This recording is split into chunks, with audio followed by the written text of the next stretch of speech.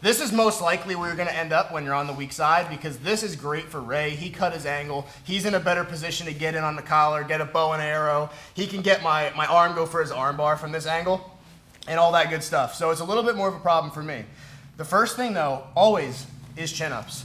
And there is an extra detail that's important on that weak side, like I just mentioned, that arm bar. If all I'm doing is controlling this arm, Ray can just swim inside and get right to his arm bar, exactly like that. So instead of just getting the chin-ups and pushing this arm down, I also need to clamp this elbow down, or else I'm just gonna get arm barred. And that's probably the #1 submission that people are gonna go for from here, because it is really easy. Now, the first thing I wanna do, this time when you use your elbow to peel, it's actually a little bit easier than the last one. I'm gonna use this elbow to push his leg out. And notice how I didn't let go of his overhook at any point. Put your foot, yep. I use this to peel. Now, I'm gonna dig my toes into the mat and shoot my hips into Ray and turn. And I'm putting my weight on his bottom leg.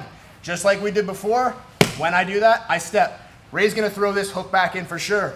And we're gonna do the exact same thing that we just did to get out of the strong side. I'm gonna take that foot that I just stepped out, hook underneath.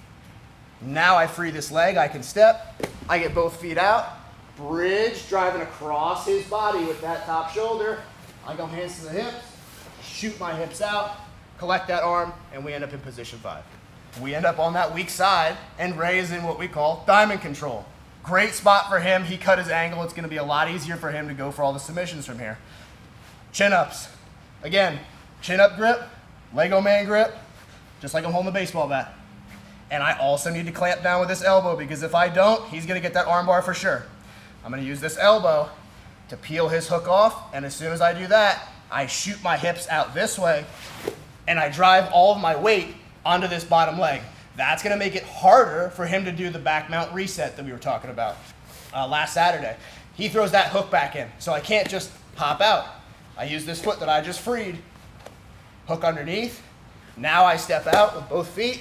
I bridge up as I'm holding onto the seatbelt tight and pushing it down. Now we get here, hands to the hips, hip escape back, and we end up in position 5 side control.